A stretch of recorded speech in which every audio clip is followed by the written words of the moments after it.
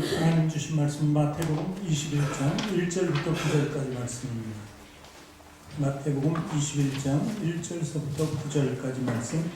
제가 가진 성경 신약 34페이지에 기록되어 있습니다. 신약 성경 34쪽에 기록되어 있습니다.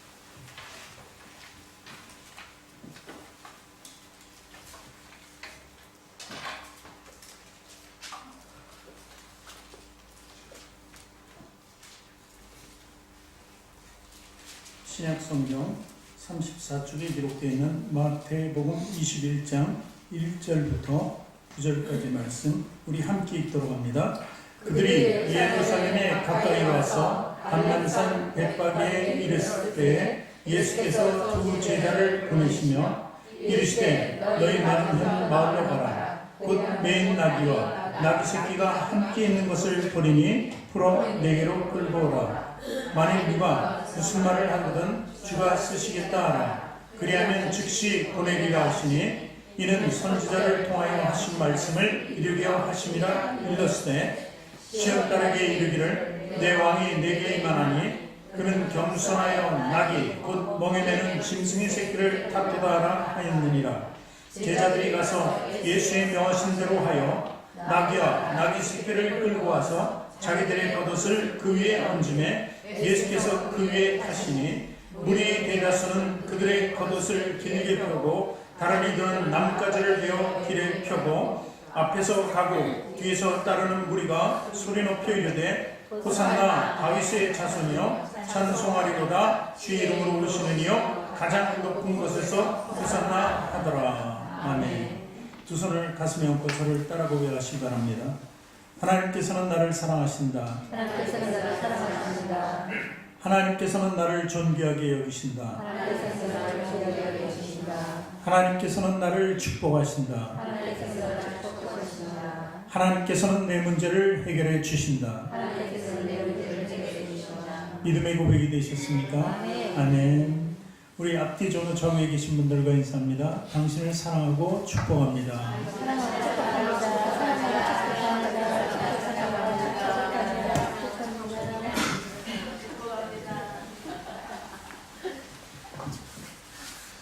주님의 사랑이 이곳에 가득하기를 원합니다.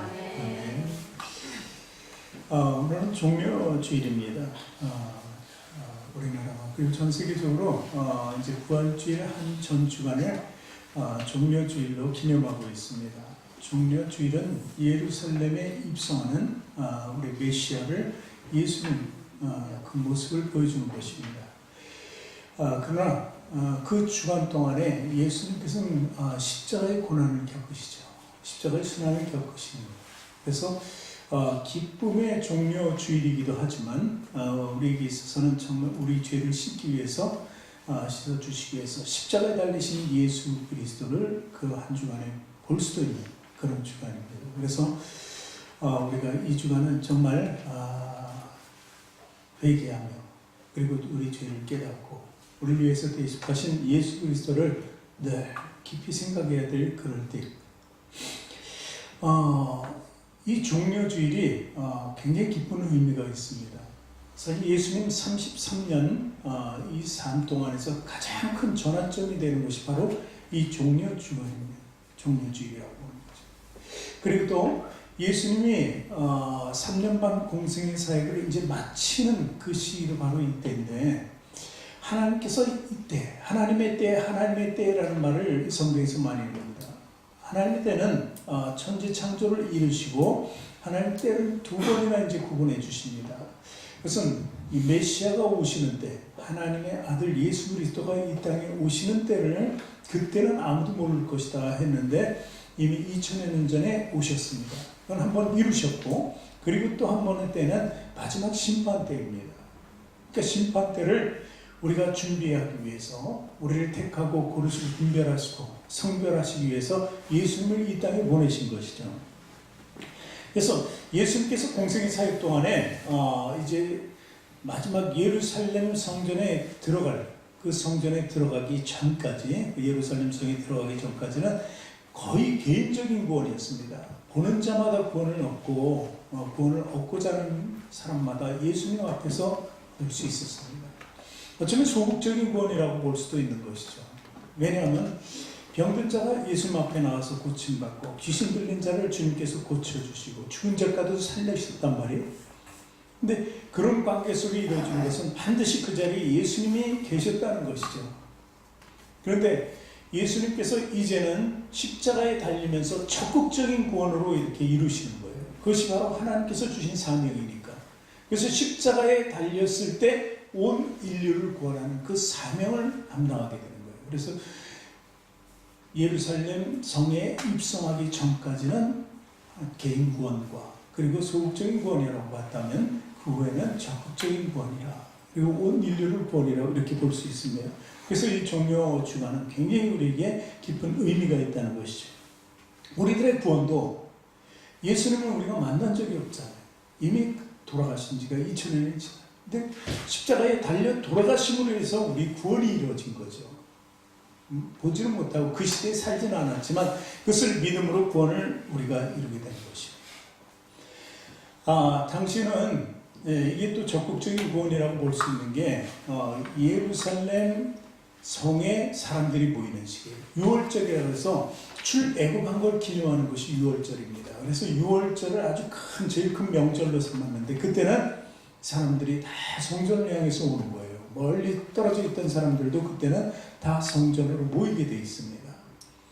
그런데 그때 당시 모인 사람들이 어떤 학자는 한 50만 명 될 거다 이렇게 보는 사람도 있습니다. 한 30만 명에서 50만 명. 그런데 그때 당시에 성전의 제물들의 숫자를 이렇게 보니까 한 200만 명이 됐더라 이렇게 보고 요세푸스라는 학자는 그 시대 학자는 270만 명까지도 이렇게 봅니다. 모인 사람들이. 그러니까 20세 이상 남자는 다 모인 거예요. 거의 다. 완벽하게 모일 수밖에 없는 것이 바로 6월절이었는데 자 그러면은 그동안은 예수님께서 갈릴리나 이렇게 두루 다니시면서 이제 말씀을 전파하고 구원의 말씀을 주셨어요. 그런데 이제 모두 모이겠다는 것이죠. 모두 모인 그날 이제 주님께서는 이제 내가 내 때가 왔다는 걸 알리고 이제 메시아 된 것을 항상 숨겼거든요. 당신 메시아가 아닙니까? 하나님의 아들이 아닙니까? 병 고침받은 자들이 막 그렇게 얘기를 하는 거예요. 근데 예수님은 이 사실을 절대 알리지 마라. 때가 아직 안 됐다고 하면서 말리셨단 말이에요. 근데 오늘 말씀을 보니까 예수님이 나귀를 타고 입성하시는데 메시아로 입성하는 거예요. 종려나무를 흔드는 거예요. 겉옷을 깔아주는 거예요. 그래도 예수님은 가만히 계셨죠? 왜냐하면 메시아임을 선포한 것이기 때문에. 그래서 이 메시아를 선포하는 때라는 것이죠. 그 주님께서는 이제 예루살렘 성에 입성하고 나서 이제 십자가의 죽음을 담당하기 위해서 이렇게 쭉 들어가시는 거죠. 그래서 이 종려 주간이라는 것은 그때 예수님 메시아됨을 무언적으로 선포하시고 백성들이 인정하는 거죠. 백성들이 인정하기 때문에 종려나무를 흔들었다는 것이죠.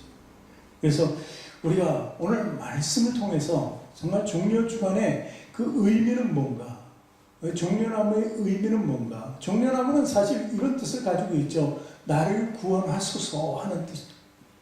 많은 백성들이 예수님을 메시아로 인정했기 때문에 나를 구원하소서라고 호산나라고 외친 것입니다. 호산나의 뜻이 바로 종려나무를 흔드는 것과 거의 일맥상통하죠. 우리들도 마찬가지죠. 우리들이 예수님 앞에 나설 수 있는 것은 나를 구원하기 위한 그 방법을 내가 스스로 택할 수 없었기 때문에 예수님을 통하여서 그 구원을 이루기 위해서 나온 것이죠. 그래서 호산나 호산나 우리는 늘 주님을 향하여 외칠 수 있어야 돼요. 내가 구원받은 사람 같지만 늘 죄 중에 빠져있기 때문에 호산나 호산나 하면서 나를 구원하소서. 이 구원이라는 말의 앞에는 항상 가로 열고 뭐가 있냐면 회개가 있습니다. 회개. 그래서 사도 바울이 날마다 회개하며 죽을 때 바로 뒤에 이르는 말이 나를 구원하소서라는 거예요. 사도 바울이 그렇게 외치지는 않았지만 회개하는 이유는 분명히 구원이 있다는 것을 의미하는 것이죠. 오늘 세 가지로 볼 텐데 첫 번째는 헌신입니다. 이 구원에 대한 우리 대가는 바로 헌신에 있다는 것을 얘기하는 거죠. 마태복음 21장 2절 3절 같이 읽습니다. 이르시되 너희 맞은편 마을로 가라. 곧 메인 나귀와 나귀 새끼가 함께 있는 것을 보리니 풀어 내게로 끌고 오라. 만일 누가 무슨 말을 하거든 주가 쓰시겠다 하라. 그리하면 즉시 보내리라 하시니. 자, 여기서는 순종을 의미합니다. 이 나귀 주인이 예수님을 잘 모르죠. 듣기는 들어서 압니다. 나귀 역시나 나귀 새끼는 한 번도 짐을 지어보진 않았어요. 그러니까 순종하기가 힘든 거예요. 나귀 주인도 사실 순종하기가 힘들어요. 아니 누군데? 내 건데? 왜 달라는 거야? 진짜 어쩌면요 예수님을 인식하지 못한 사람들에게는 강도 아니야 이렇게 얘기할 수도 있는 거예요. 그런데 그는 내어 드렸다는 것입니다. 이게 메시아적인 권능이기 때문에 그가 알고 순종할 수 있었다는 것을 의미하는 것이죠. 나귀 역시 한 번도 짐을 메보지 않았어요. 그런데 예수님 몸매가 한 70kg 된다고 하면 갑자기 70kg를 자기 위에 한 번도 안 올려봤는데 올려놨다는 사실이죠. 그러니 이 나귀가 중심이나 제대로 잡겠습니까? 그런데도 순종으로 예수님을 자기 몸에 태웠다는 것입니다. 어쩌면 이것을 보면은 하나님과 인간의 관계, 그것을 바로 예수님과 우리 관계로 보는 거죠. 그래서 우리 관계 속에서 하나님과 우리 관계가 바로 밀접하게 연결이 되려면 뭐가 필요한 것을 보여줍니까? 순종이 필요하다는 거예요. 순종이 있어야만 그 나귀 주인도 예수님과 하나가 될 수 있는 거예요. 구원을 받을 수 있는 거예요. 나귀도 순종할 수 있어야 예수님의 쓰임받는 것이 되는 거예요. 그래서 이 순종의 관계라는 것은 굉장히 절대적인 것입니다. 우리가 순종치 아니하면은 전혀 하나님과의 관계를 잃을 수 없다는 것을 보는 것이죠. 그래서 크리스찬이라는 말은 이제 순종함을 통해서 그동안에 내가 가지고 있던 것이 다 내 것이었는데 이제 내 것은 간 곳 없고 오직 주님의 것만 보이는 거예요. 내가 가진 것이 다 명의 이전이 되어버려요. 누구 것으로? 주님의 것으로 이전시키는 거죠. 그리고 오늘 나귀 주인이 그렇게 하고 있었던 거예요. 그 나귀 새끼를 낳았는데 그 공들에서 낳은 거 아니에요. 그런데 이것을 주님의 것으로 이전시켰다는 것이죠. 자기 것으로 놔두지 않았다는 거예요. 이것이 바로 순종의 삶이라는 거예요. 예전에 구약에 보면 엘리야가 등장하죠. 엘리야는 당시 아합 왕과 이세벨 왕 사이에서 정말 저들이 하나님 떠가고 패역한 사람들이었어요. 그래서 그들에게 이제 비가 오지 않을 거라고 3년 반 동안 너희 죄라고 이렇게 경고하고 이제 그 말을 외치고 피하자. 선지자는 다 죽여버리려고 했었으니까요. 많은 사람들이 죽었고 선지자. 그때 피하고 피해서 이제 사르밧이라는 땅에 가서 과부의 집에 이렇게 들게 됩니다. 하나님께서 그를 그리로 인도하셨죠. 온통 비가 안 오니까 어떻게 돼요? 기근이 들었죠. 3년 반 동안 비가 안 왔으니까. 그래서 이 사르밧에 있는 과부도 양식을 아끼고 먹었는데 이제 그것도 단 한 끼 먹을 수 있는 것밖에 없는 거예요. 그래서 이제 먹고 아들하고 죽자, 방법이 없다 그랬는데 그 나머지 한 끼조차도 엘리야가 취하러 온 거예요. 하나님의 뜻으로. 종이 하나님의 중에 와서 내어달라고 했을 때 어떻게 합니까? 마지막이었잖아요. 가장 소중한 거였잖아요. 그런데 내어드렸다는 거예요. 뭔 대가가 없어요. 그냥 순종으로 내어준 것이죠. 그래서 그 대가는 엄청났습니다. 기근이 다 풀릴 때까지 그 집에 양식이 떨어지지 않게 되는 것이죠. 근데 이 과부는 알고 한 것이 아니에요. 전혀 모르고 했다는 것입니다. 그래서 주님께서 쓰시겠다고 하면은 순종으로 실천하는 것이죠. 그래서 축복의 사람이 되었다는 것을 보는 것이죠. 이 나귀의 주인 역시 순종했는데 나귀 주인이 어떤 축복을 받은 것은 나오지 않습니다. 이 나오지 않는 이유 중에 하나는 바로 우리 삶이 그래야 된다는 거예요. 우리가 주님께 드리는 것이 어떤 대가성이 있으면 안 된다는 것이죠. 하나님께서 그러면 절대 그것을 받지 않으신 거예요. 우리가 드렸으니까 받아서 된 것은 맞지만 하나님께서는 받지 않으셨다는 거예요. 의미 없이 사용됐다는 것을 얘기하는 것입니다. 예를 들어서 필리핀 선교를 우리가 했습니다. 1,500만 원의 돈을 우리가 모았잖아요. 그래서 선교를 단위 시간에 모았어요. 우리가 그것을 위해서 1년 동안 기도하고 한 것도 아니에요. 그런데 그것을 내어드렸잖아요. 순종으로 내어드린 거예요. 하나님께. 순종이 없으면 내어드릴 수가 없어요. 그런데 우리가 순종이 없이 억지로 외식적으로 그냥 낼 수밖에 없지 않냐. 네, 나한테 뭐 이 정도는 내야 되지 않나 이렇게 냈다면은 하나님께서 받으실 수가 없다는 것이죠. 어떤 대가, 축복의 대가가 있을 수 없다는 것입니다. 그러나 작든 크든 못 냈든 마음으로 기도했든 이런 것은 전심이 있었고 진심이 있었고 진실이 살아있었기 때문에 하나님께서 다 응답해 주신다는 것입니다. 어느 권사님은 내고 나서 일주일 만에 다 채워졌다고 그러더라고요. 이런 놀라운 축복이 있는 거예요. 일주일 동안 채워졌지만 그 뒤에는 그러면 안 주시나요? 그 뒤에도 계속 주시는 거죠. 이렇게 우리들은 순종으로 축복을 받을 수 있어야 된다는 것을 알아야 되는 것입니다. 그러니까 예수님께서 이렇게 명령 하나를 주시는데도 놀라운 축복의 비밀이 있는 것을 알아야 돼요. 그래서 우리가 복음은 정말 놀라운 비밀이 있는데 이 복음 전체가 우리의 축복이라는 거예요. 마지막 때는 하나님의 나라를 볼 수 있는 것 아닙니까? 그래서 이 복음의 비밀처럼 예수님의 말씀 하나하나에는 우리들의 구원과 축복이 연결되어 있다는 것을 믿으시기 바랍니다. 자, 그리고 마태복음 21장 4절 보니까 이런 말 4절 5절 같이 읽습니다. 이는 선지자를 통하여 하신 말씀을 이루려 하심이라 일렀으되 시온 딸에게 이르기를 내 왕이 네게 임하니 그는 겸손하여 낙이 곧 멍에 매는 짐승의 새끼를 탓도다 하라 하였느니라. 이것이 예언적인 말씀을 이루었다는 것을 얘기합니다. 어디에 예언이 됐냐면 스가랴서 9장 9절에 있습니다. 이것도 같이 읽습니다. 구약에 예언되어 있는 거예요. 시온에 따라 크게 기뻐할지어다. 예루살렘에 따라 즐거이 부를지어다. 보라 내 왕이 네게 임하나니 그는 공의로우며 구원을 베풀며 겸손해서 나귀를 타나니 나귀 잡은 것 곧 나귀 새끼니라. 이렇게 기록하고 있어요. 그러니까 이미 구약에서는 예언이 해줬고 예언이 바로 이 시간에 예루살렘 입성하는 시간에 성취되었다는 것을 보여주고 있는 것입니다. 그러니까 하나님의 말씀은 다 성취된다는 것이죠. 그래서 보니까 시온에 따라 예루살렘에 따라 이렇게 기록하고 있어요. 예루살렘 딸이라는 게 바로 그날 예루살렘에 모인 사람들이 나귀 새끼를 타고 오는 메시아를 보게 된다는 것이잖아요. 봤어요, 모두. 이 시온의 딸은 모든 인류를 얘기해요. 이 시온의 딸들, 모든 하나님 백성들이 이것을 믿으면 산다는 것이죠.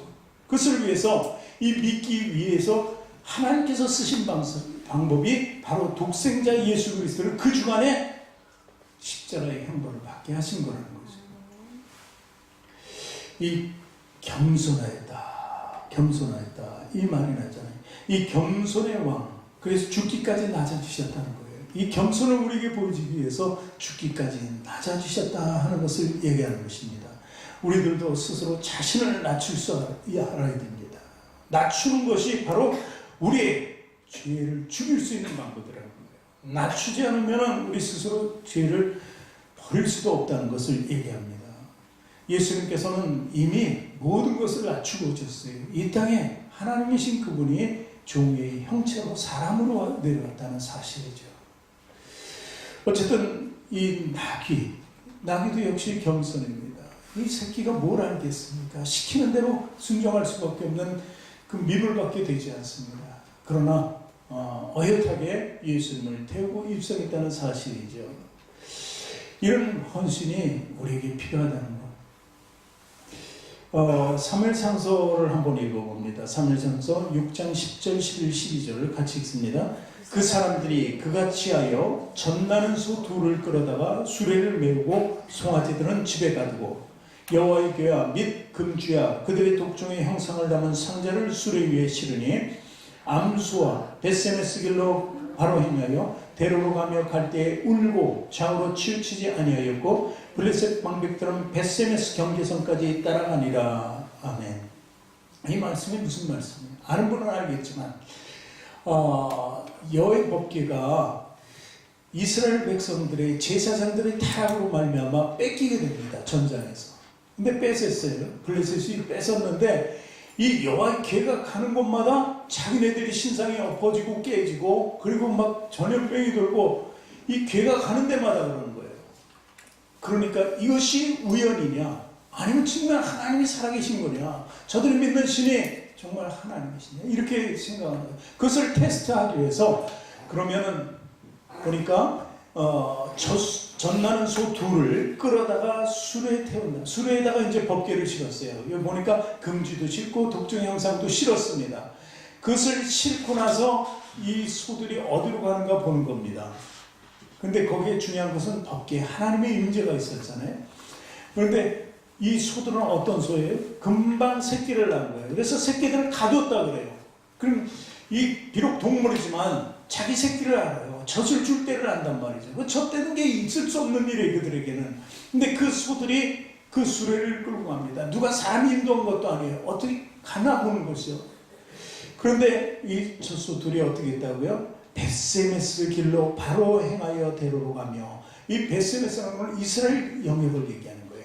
하나님의 교회가 하나님의 집에 있어야 된다는 것이죠. 그러니까 이 소들이 그 방향을 해서 울면서 갔다는 거예요. 울면서. 왜 울면서 갔을까요? 자기 새끼들. 이 순종이라는 건 이런 거예요. 자기 자녀마저 버릴 수 있는, 이런 믿음으로 드릴 수 있는 순종이 있어야 된다는 것입니다. 하나님의 집에 간다는 것 굉장히 결코 쉬운 일이 아닙니다. 더군다나 우리가 순종을 드린다는 것은 이렇게 어려운 일이라는 것을 우리 구약성서를 통해서 우리에게 보여주고 있는 것이죠. 근데 우리는 늘 한계에 부딪혀요. 여기까지 안 되는 거예요. 자녀들이라면 하나님이 앞서야 되는데도 자녀가 1번이에요. 그렇죠? 또 무슨 일이든지 큰 일이, 내가 정말 당한 일이 너무 힘들면은 그것이 1번, 2번으로 가는 거예요. 그러니까 하나님은 늘 1번, 2번 자리에 서지 못하고 3번에 꼭 서게 된다는 것이죠. 이 순위를 바꾸지 않으면 우리 크리스찬의 삶을 이룰 수가 없다는 것을 의미하는 것입니다. 여러분, 이제 하나님의 일에 순종할 수 있어야 돼요. 예배가 순종이거든요. 이렇게 예배를 순종하면서 나와서 하나님께 드리는 것 같지만 이 순종이 아주 강력한 힘을 우리에게 준 거예요. 예배 한 번이 우리에게 굉장히 큰 능력을 주신다는 것을 믿음으로 우리 고백할 수 있어야 돼요. 에베소서 3장 20절 보니까 이 말씀이 기록되어 있습니다. 우리 가운데서 역사하시는 능력대로 우리가 구하거나 생각하는 모든 것에 더 넘치도록 능히 하실 예게. 하나님은 더 넘치도록 우리에게 능력을 주신다는 것입니다. 자, 그렇다면 헌신 중에 또 한 가지 있는데 겉옷을 던지는 거예요. 겉옷을 벗는 거예요. 이 겉옷을 벗는다는 의미는 내 신분을 바꾸는 거예요. 주님 앞에서 나의 삶을 던져버리는 거예요. 여태까지 내 삶은 나 개인적인 그 탐욕과 욕심과 육신을 위한 삶을 살았던 거예요. 죄 안에서 만연한 그 죄 속에서 살았던 거예요. 근데 이것을 번져서 버리는 것이죠. 누구에게로? 하나님께로. 다 수고하고 무거운 짐은 다 주님께서 달라고 하셨어요. 그 수고하고 무거운 짐이 우리 거룩한 짐을 얘기하는 거 아니에요. 깨끗한 걸 드리는 것이 아니에요. 그 나의 모든 더러운 죄짐을 벗어버리는 거예요. 예수님께서. 예수님 앞에서 벗어 던지는 것이죠. 그것이 신앙의 고백이에요. 그것이 구원의 길이라는 것이죠.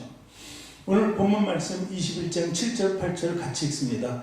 나귀와 나귀 새끼를 끌고 와서 자기들의 겉옷을 그 위에 얹음에 예수께서 그 위에 타시니 무리의 대다수는 그들의 겉옷을 길게 펴고 다른 이들은 나뭇가지를 베어 길에 폈다. 메시아가 가는 길에 이들의 행위는 다 마땅한 거예요. 이렇게 할 수밖에 없는 것이 바로 이스라엘 백성들의 처지였어요. 당시는 너무도 어려웠어요. 로마에 압제해 있었어요. 자기 나라를 잃은 지가 벌써 700년 막 이렇게 됐기 때문에 그 서름을 가지고 계속된 삶을 살았던 이스라엘 백성들이 메시아가 나타났다. 메시아 또 예수님이 인정하시고 그렇게 들어오시는 모습을 보았을 때 그들이 할 수 있는 것은 바로 자기 모든 것을 던져버리는 것입니다. 그분 앞에 버리고 나를 구원하소서 하고 외치는 것밖에 없었다는 것입니다. 겉옷을 드린다는 것은 자신의 명예와 자신의 전부를 주는 거예요. 제가 이렇게 양복을 입었지만 이 양복 입은 것도 다 던져버리는 거예요. 어떤 내가 신분의 옷을 입고 뭐 대통령이든 국회의원이든 그 배지를 떼어버리고 하나님께로 가는 것입니다. 이것이 중요한 것입니다. 우리 외식적인 것과 우리 탐욕적인 삶을 버릴 수 있어야 된다는 것입니다.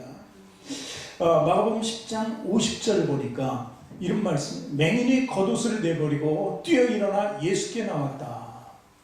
바디메오라는 맹인이 있었습니다.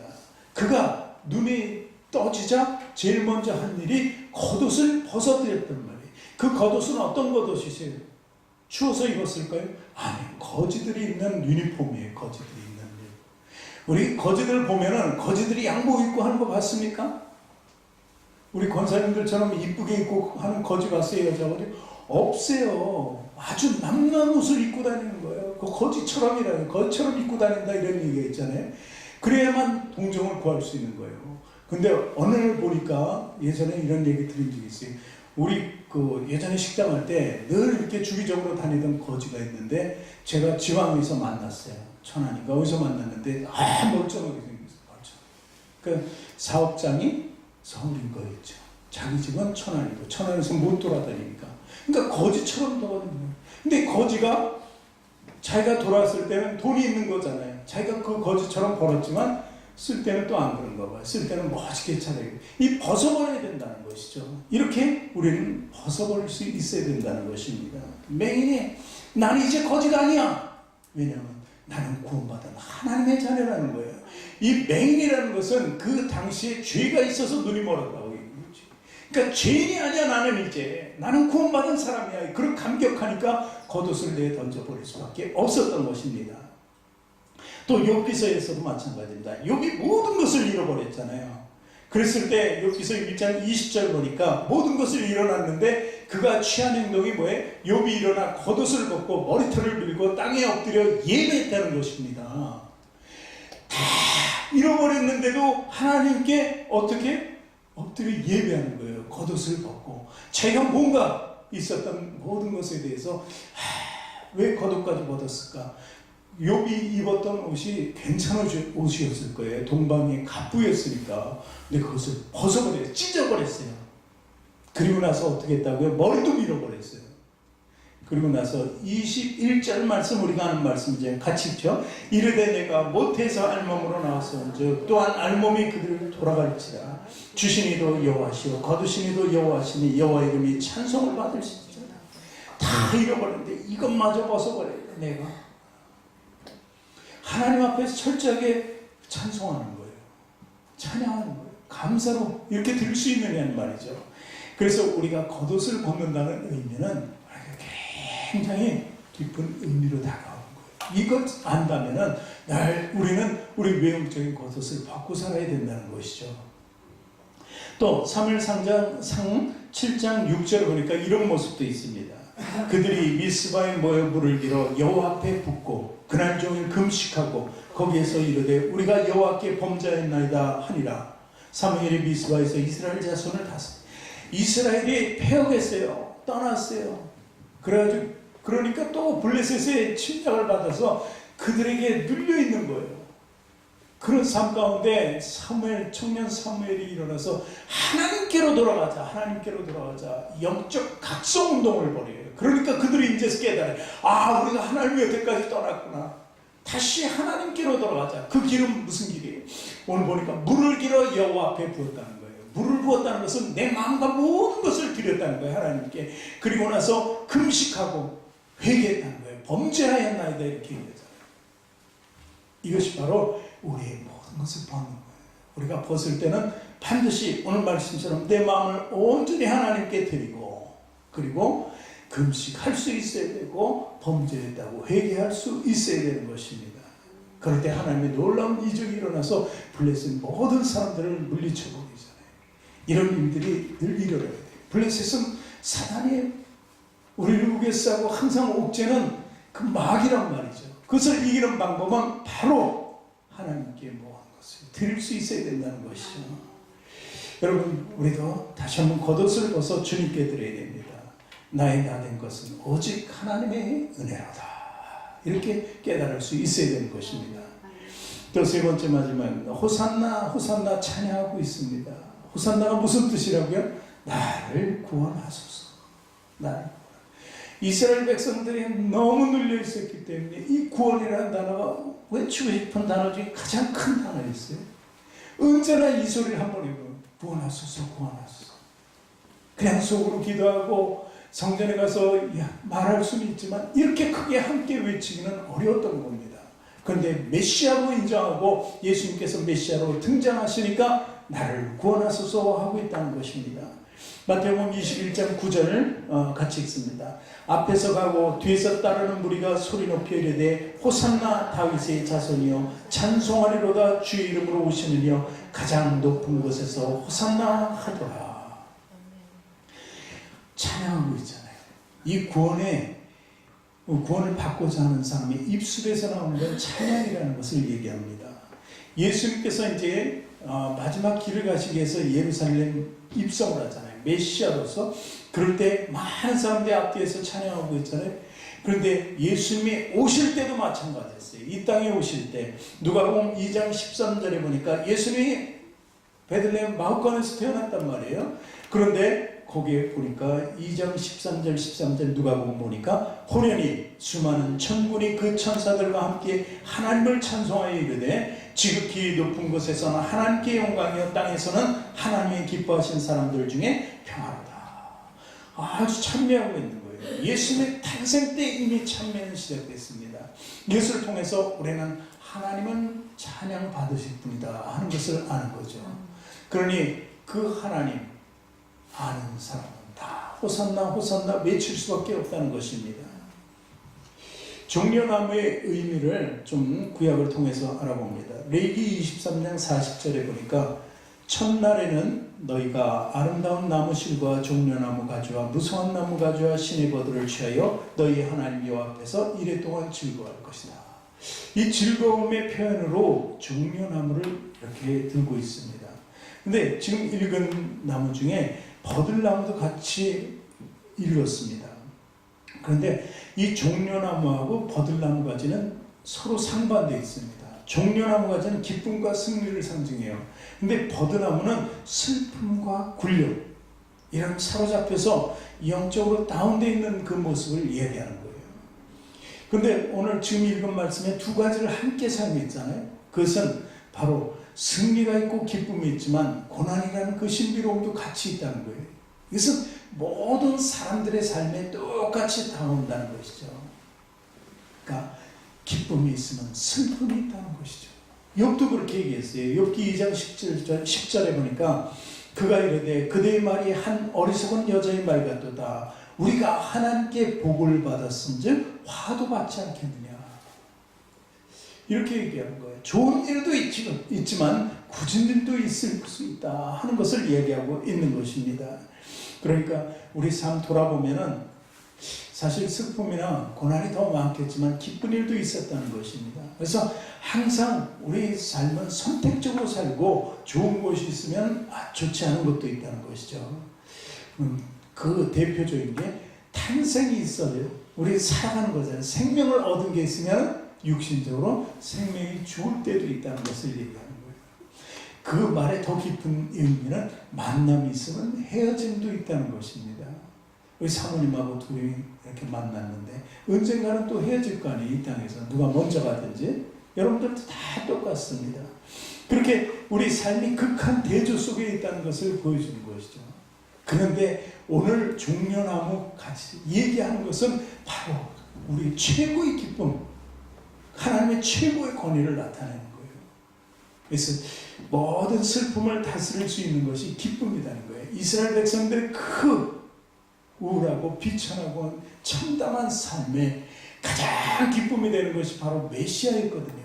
그 메시아 예수님을 오늘 보여주고 있는 것입니다. 그러니까 호산나 호산나 외치며 앞뒤로 겉옷을 다 내고 자기네들 할 수 있는 거 다 하는 거예요. 그 많은 사람들이 모여있는 거죠. 많게는 요세푸스가 270만 명이 모이되니까 270만 명이 어떻게 있었는지 상상을 해보세요. 그 앞에서부터 예루살렘 성 앞에서부터 그 위까지 성전까지.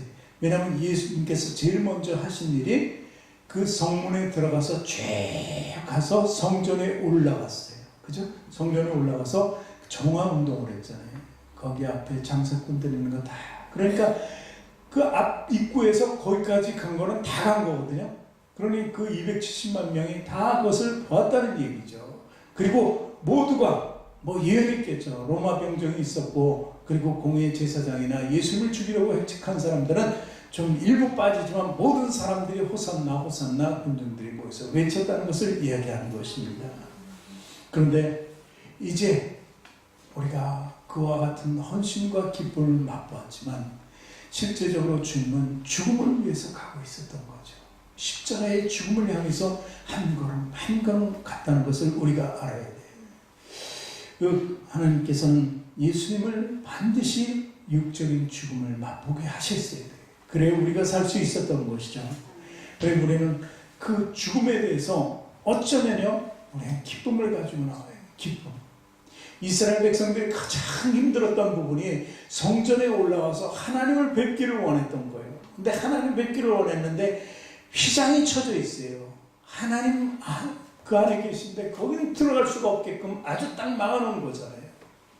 그런데 그들에게 그것을 들어갈 수 있도록 해주신 분이 바로 예수님이고, 그렇게 만들 수 있었던 행위는 바로 십자가의 죽음이었다는 것입니다. 사랑하는 성도 여러분, 하나님께서는 우리를 다 아십니다. 우리만 아는 게 아니에요. 하나님 백성이기 때문에 우리만 아는 게 아니라 심판하셔야 되기 때문에 믿지 않는 사람들까지 다 아는 거예요. 그러니까 죄를 부정할 수가 없죠. 하나님의 심판대에서. 그 하나님이 다 알고 계시는 거잖아요. 우리가 순종하는 모습도, 헌신하는 모습도, 겉옷을 드리는 모습도, 이런 모습들이 외식적이나 형식적이 되어서는 안 된다는 거죠. 그러니 전심으로 우리를 드릴 수 있는 삶을 살아야 된다는 것입니다. 그래야만 예수님을 따라서 십자가의 길을 갈 수 있는 거예요. 예수님의 십자가의 죽음을 인정할 수 있는 거예요. 그렇지 않으면 예수님 죽지 않도록 말려야 되잖아요. 베드로가 말렸잖아요. 베드로가 내가 죽을 것이다 이렇게 얘기하니까 절대 그리 할 수는 없다고, 그리 될 수는 없다고, 내가 지켜드리지 예수님, 뭐 이런 식으로 얘기했을 때 사단아 물러가라 그랬잖아요. 사단아 물러가라. 예수님을 죽음을 향해서 갈 때 우리는 그 모습을 순종으로 따라가야 될 수 있어야 돼요. 그 삶이 이번 주간에 우리 안에 이루어지기를 원합니다. 그리고 같이 죽고 다음 주에는 부활의 기쁨, 온전한 기쁨을 누리는 저와 여러분이 되시길 주님의 이름으로 축원합니다.